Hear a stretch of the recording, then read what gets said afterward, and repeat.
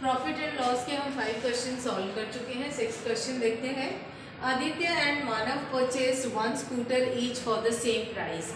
Aditya and Manav ने एक scooter खरीदा और दोनों की सेम प्राइस थी। जितने प्राइस का आदित्य ने खरीदा उतने ही प्राइस का मानव ने भी एक स्कूटर खरीदा। राइट, देखिए इसमें क्वेश्चंस को समझना बहुत ज़रूरी है, क्योंकि अगर आप सीपी एसपी में भी कंफ्यूज हो जाएंगे तो फिर आप क्वेश्चन सॉल्व नहीं कर पाएंगे। इसीलिए क्वेश्चन को पहले ध्यान से समझा करें।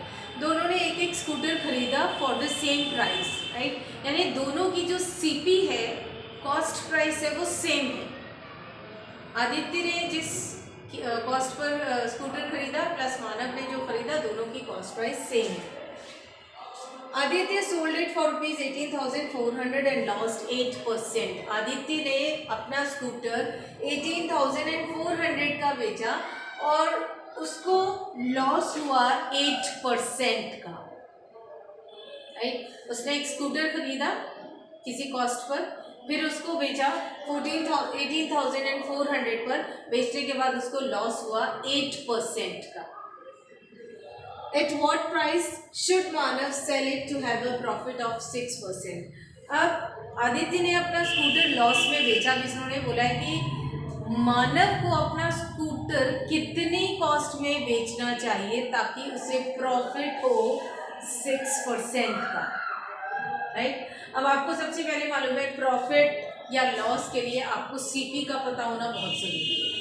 मीन्स आपको क्या निकालना है, सीपी निकालना। पहले आपको सीपी पता होना चाहिए कि उन लोगों ने स्कूटर खरीदा कितने में था।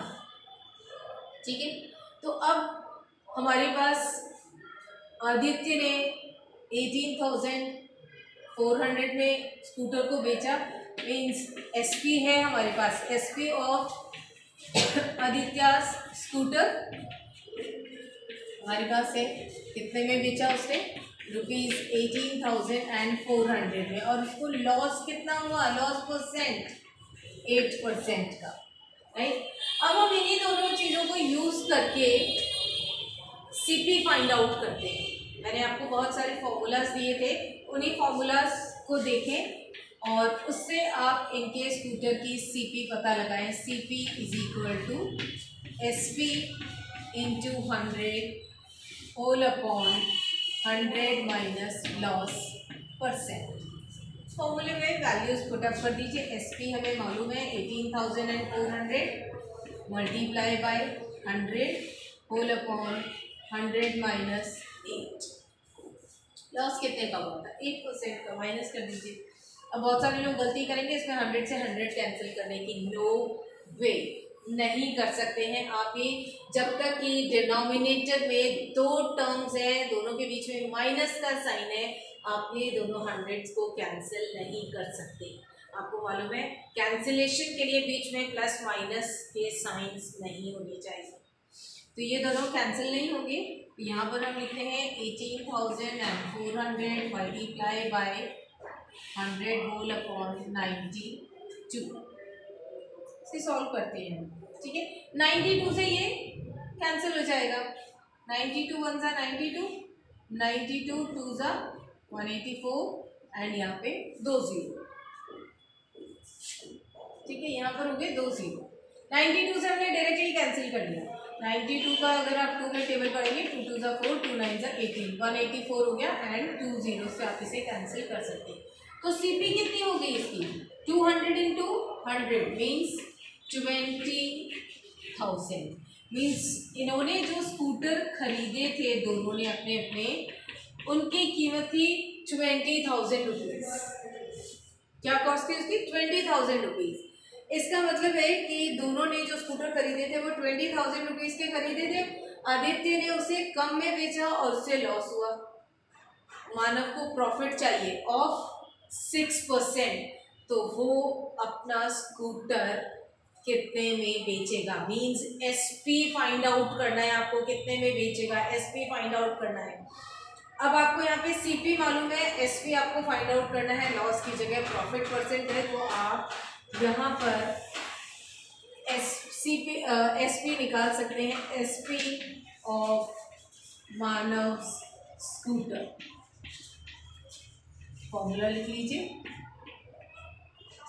फॉर्मूले में क्योंकि आपको SP फाइंड आउट करना है, so this is 100 plus profit percent whole upon, आप फॉर्मूला जो है उल्टा कर दें नीचे, इस तरीके से आप 100 upon loss and upon 100 into CP, ठीक है।